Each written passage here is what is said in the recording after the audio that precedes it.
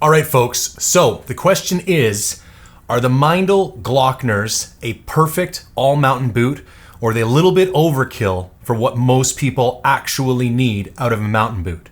Now, before we answer that question, if you stay tuned to the end of this video, I'm going to tell you how you can win this SIG Oscar 6 image stabilized spotting scope. One quick caveat before we dive into this review. Boot reviews are only so helpful. Because of how unique everyone's foot is, I could think a boot is amazing that somebody else hates. So specifically because of that, I created this video here, how to pick the perfect mountain hunting boot for you. So if you want help answering that question, go look at that video here. But when it comes to these boots, I've had them for over a year. I've used them on multiple hunts. I probably have about 100 field days with them over the past season, and I definitely have some very strong feelings. Let's dive into first impressions and fit. Now, you are gonna notice right out of the box, these boots feel pretty comfortable, and that's because the memory foam system that Meindl uses. I find Meindl boots in general fit about a half a size larger than you think they're gonna fit. So I'm a size 14. In fact, Scarpa 14s barely fit me. A Hanvog 14 is perfect. These 14s are about a half a size too big. Unfortunately, Meindl doesn't make half sizes after 12. If they did, I would buy a 13.5 because that I think would fit my foot perfectly. Really nice toe box in these boots. So they have the ability to keep your heel sucked back into the heel pocket without a lot of slip, but then they kind of widen out in an angular way out towards the toe box so your toes have lots of room to splay, which is a major frustration I have with a lot of mountain hunting boots that have super narrow toe boxes. I will add fairly significantly wide soles. And again, because I have such a big foot, the boot does have a bit of a clunky feel to it. It's not nearly as an athletic of a fit as like a Hanvog Alverstone or a similar type boot that's a little more lean and a little more athletic. So yeah, one little drawback, they definitely feel a bit clunky, and you'll notice the kind of extra wide soles kind of hitting and gripping on things from time to time. Now, as far as how these boots fit compared to other boots, I would say more instep volume than compared to a Scarpa. Specifically, this area right through here. So when I wear a Scarpa, I can barely tighten the laces here or it will overly compress my arch, and then my foot will start to ache in an hour or two. Lots of instep volume in these boots, which I like a lot. And I already mentioned the toe box room. These boots are almost a really nice head-to-head comparison against the Schnees Beartooths. And I would say if I was going to quantify it, there's probably about 10% more room in the toe box of these boots than there is in the toe box of a similarly sized Schnees Beartooth. Build, weight, and stiffness.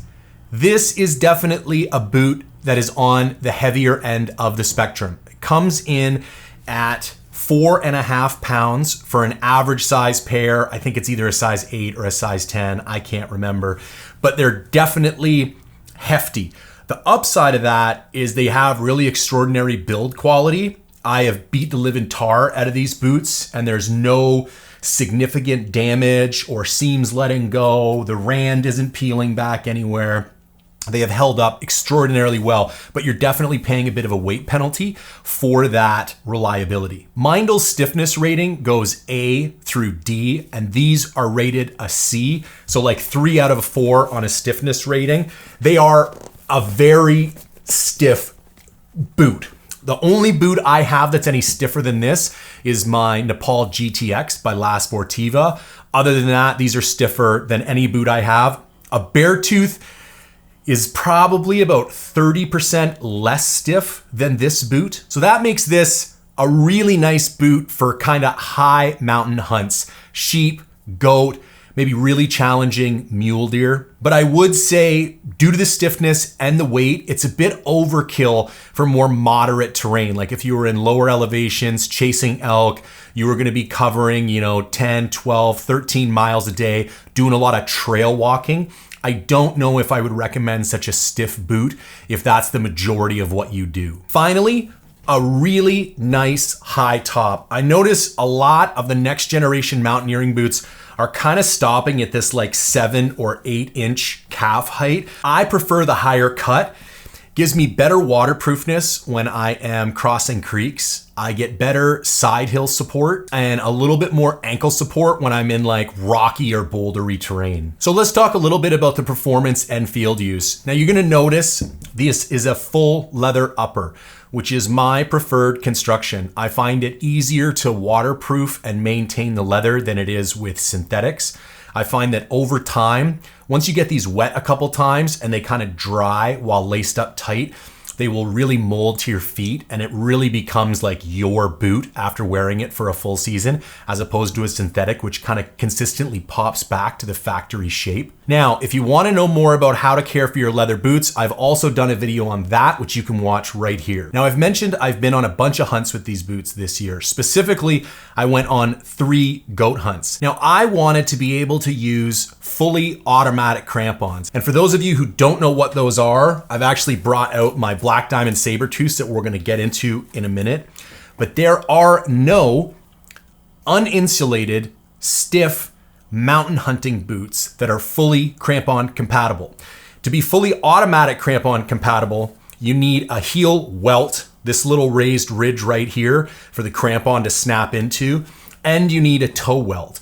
There's a number of boots that have heel welts and you can use semi-automatic crampons, but there aren't so many that have toe welts. And I'm gonna get into the modification that I had to do to these boots to make them fully automatic crampon compatible. Now, one of those goat hunts I went on, we actually had to cross a fairly significant glacier in my hunting concession here in BC, and that was why I wanted to run the fully automatic crampons. And on that note, I wanted to share an update about Mindful Hunter outfitting. So for the month of December, I am offering $500 off of all my black bear and mule deer hunts for 2026, as long as you book them by December 31st, 2025. In addition to that, if you book 2 people at the same time, I will give you an extra $250 off per person. So that could be a combined total of $750 off per hunter. And again, that's good for all of my mule deer and black bear hunts. I actually only have 1 spot left open for mule deer in 2026. I can either take a single person, or if 2 people want to book as a pair, I can take a pair. And then I'm probably 70% booked for black bear, so still have some flexibility there. But again, you can save up to $750 off per hunt. This is the only time I'll be running a discount of any time this year. If you want any more information, hit me up at j@mindfulhunter.com. All right, let's get back to crampons and what I had to do to these boots in order to make them fit. So here's a boot with a fully automatic crampon. Now you will see this bar here needs to go up and over the toe welt, but there needs to be enough room cut out of the sole on the sides for this bar to make it through. And then on the back, this here is why you need the heel welt. And then you also needed a little bit of material to get removed here to make room for this bar. So if we take this boot here, what I did was I used a Dremel tool and I cut out 2 small sections here on the toe, and then I removed a little bit of material here and here. So you can see little material gone here, little material gone here, and then same on the other side. So I've run these boots consistently since doing this modification. They haven't torn apart at all. They've really held up. And again, now you have this like badass, fully automatic crampon that turns your boots into absolute savages. I did wear these boots with these crampons on 3 separate occasions, and they worked phenomenally well.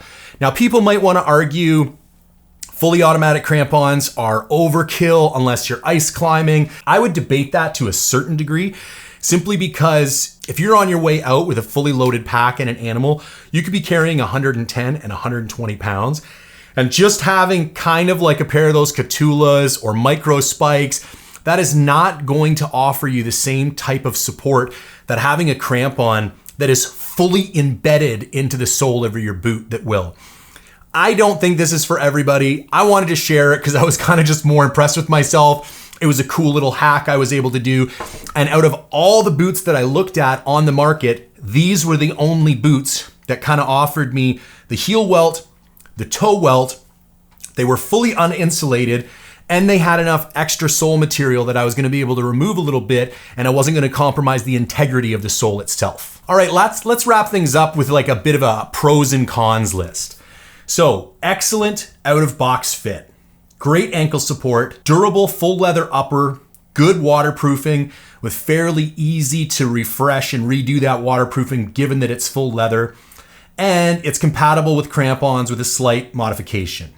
Now, some of the drawbacks: they're heavy, they're definitely a bit clunky when you get into the larger sizes, they're likely too stiff for a moderate hunt, and they run about a half size large. So let's talk about who this boot is for. If you do a significant amount of mountain hunting in the summer and in the early season, where you want a really stiff boot that's going to, stand up to a lot of side hilling, stand up to a lot of hiking in the Alpine, but you want it uninsulated, I think it's a fantastic option. And again, if you're one of those weirdos that wants full crampon compatibility, a little work with the Dremel and you're off to the races with these bad boys. As I mentioned before, they are not ideal for someone who's going to focus primarily on lighter terrain. If you're somebody who prioritizes athleticism and agility, and you like, Vivo barefoots and that kind of stuff, these are definitely not for you. And I would say it's impossible to have one boot that does everything great. But if you wanted to think about owning a pair of boots, I think the Hanwag Alverstones would be a really great complement to this boot. You could do your lighter terrain hunts that had a lot of trail hiking in your Alverstones, and then when you had 1 or 2 hunts a year where you were going to head up into the high country and you needed something with a little stiffer support, you put these bad boys on. And I think between those two boots, you would have all your bases covered. All right, folks, as promised, I'm going to tell you how you can enter for a chance to win this spotting scope. So do you find reviews like this helpful? Does the fact that I'm not biased, not sponsored, and don't have to care what any of the brands think about me, and I only have to care about delivering value to you? Do you find that helpful, and do you want to see more reviews? If you can answer yes to those questions, then I need your support. And the way you do that is by joining Mindful Reviews. So all you need to do to enter for a chance to win this spotting scope is go to mindful-reviews.com, pick any one of the subscription plans, and join up before December 31st, 2025, and that will get you automatically entered to win. All right, folks, those are my thoughts on the Meindl Glockners. If you need a bomb-proof, stiff, upper mountain, difficult terrain hunting boot, I think they are a fantastic option. Just make sure you need that much boot. And remember, you should always prioritize fit and use case over brand or hype or anything else when it comes to boots. So make sure you're thinking about the type of hunt that you're going on, the type of foot support that you're gonna need, and then make sure those boots fit well and are broken in before you leave on your hunt. If you guys could take a second to engage with the content in any way, shape, or form, like, comment, share, subscribe, I would greatly appreciate it. And as always, thank you for tuning in.